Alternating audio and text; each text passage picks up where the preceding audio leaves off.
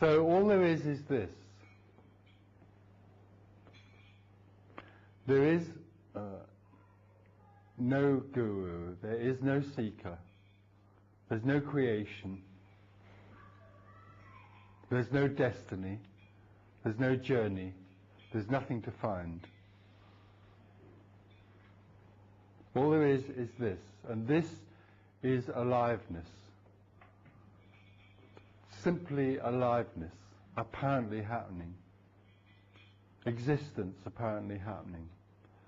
And this aliveness is happening to no one. Sounds happen. Walking happens. Seeing happens. Seeing is simply happening. Images arise and are seen. Breathing is happening. Another noise is happening. Blood is coursing through the body, yes? Blood. All of it is simply arising, it's simply happening, apparently. But nobody is doing it. Nobody's doing noises, nobody's doing seeing. It can't be taught. I can't teach you. No, who can teach you to breathe? Who needs to teach you to breathe? Who can teach you to make the blood run through your body? Who can teach? Who needs to teach you to see? Seeing simply happens. Everything that happens doesn't have to be achieved. It just happens. In the next 3 or 4 hours, you're going to move and ask questions and breathe and drink coffee. It's just going to happen. And the strange thing is, it's not happening to anyone. This is the strange thing. In the appearance out of nothing, arises the story of me. The moment the thought, I am a separate person, arises. That's the game.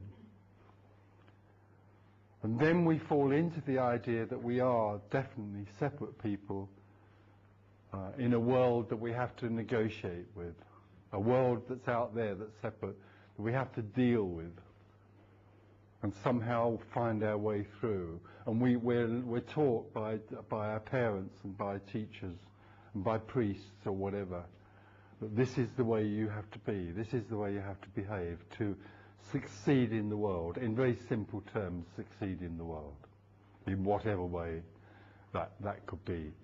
So we all learn, we all become absolutely sure that we are separate individuals, and in order to get what we want, what we think we want, we have to make an effort. And in order to obtain what we think we need to make us happy, then we can choose this or that. We can definitely choose this or that. We do it all the time. I'm quite sure I'm an individual and I choose this or that, and that one's the right choice and that one's the wrong choice, maybe. It's all very, very difficult because although we learn that we have to succeed and do better and become better at whatever it is we're doing, it's actually quite difficult because, of course, it can fall apart. You know, all our efforts can be completely blown apart in 2 minutes by some event. But when somehow, even if we do succeed in certain things, when we get to somewhere where we think success is, it's never fulfilling, it's never whole. It's all right for a while, you know, the fast car and the 3 blondes and all that. It's great. But somewhere it's very transitory and it doesn't fulfill. And so some of us look further. We begin to look beyond achievement and beyond getting things. And some of us end up by finding out that there's something called enlightenment. And so we hear about some guy who is so-called master, who will teach us to become enlightened. And now somehow this rings a bell because maybe enlightenment is the answer. Maybe enlightenment is so beyond all this achieving, that we can finally find that wholeness that we long for. But, so we go to a teacher of enlightenment, and again what we find actually is like going to school and going to the new job and all, and also especially being married to someone, we're continually being told how we should be. Even in enlightenment, we get a list of things that we need to do in order to get enlightened. So again, the message is the message of speaking to an actual person, an apparent person, a separate person, who can choose this or that. By choosing this or that, they can get something.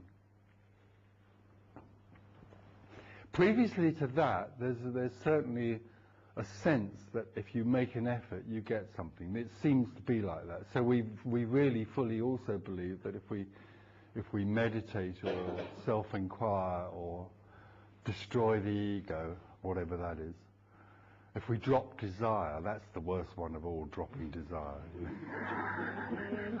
If we can do those things, then somehow we will get something. Because that's how it seemed to work before. But this is where we meet ignorance. This is where we meet the real ignorance.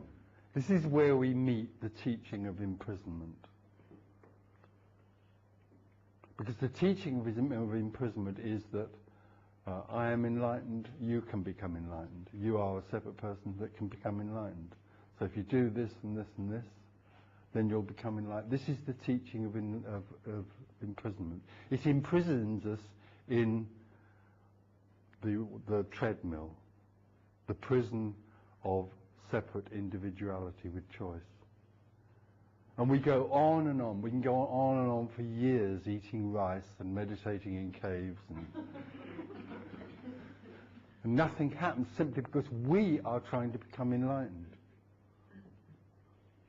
There is no such thing as an enlightened person. There never has been. No person has ever become enlightened. Because the whole idea of a person becoming enlightened is a total contradiction. It's a total ignorance. Awakening is the realization that there is no one. When the seeker drops away, there that which is sought becomes apparent. But it becomes apparent to no one. It just is apparent.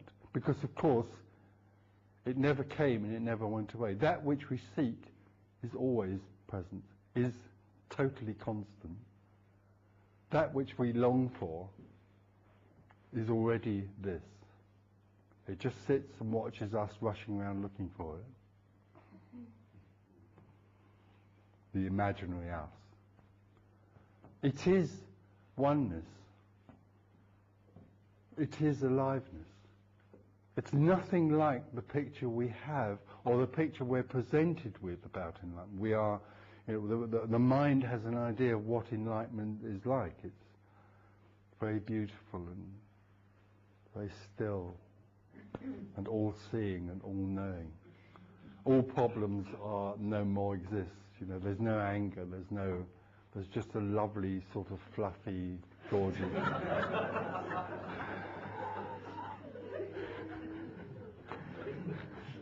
This is the idea.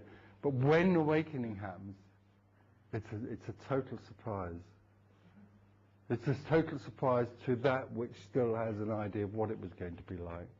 Awakening is totally natural and totally ordinary. Oneness, aliveness is totally natural, totally ordinary, and wonderful. Far more wonderful than this thing here can ever imagine.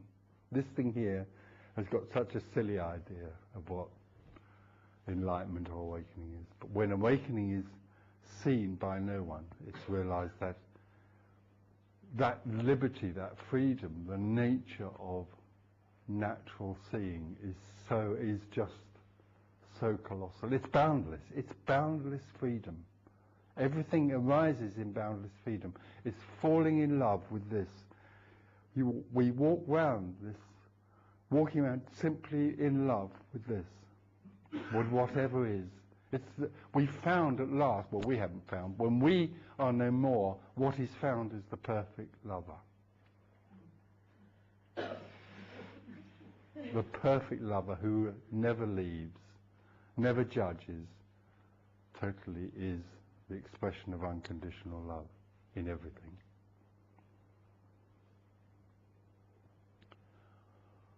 And the aliveness that I speak about is the aliveness of emptiness and fullness, of nothing and everything.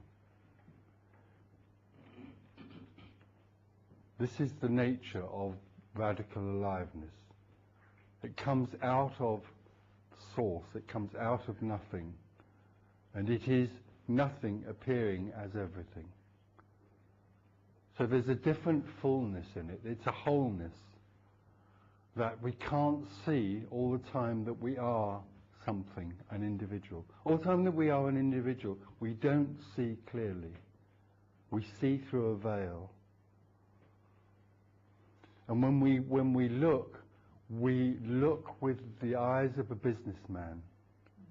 Because somewhere, when we look at things as separate individuals, we either look to protect ourselves from what is seen, or to get something from that which is seen. We don't look as lovers. We don't look as lovers. We look as business people. And that's natural. There's nothing right or wrong with that. That's the way it is. That's the game that oneness plays, pretending to be two, pretending to be fine, pretending to be greedy. That's the game. There's nothing right or wrong with it. That's the way it is. And then afterwards, when there is no one, what is seen uncluttered. Just what it is. The expression of unconditional love.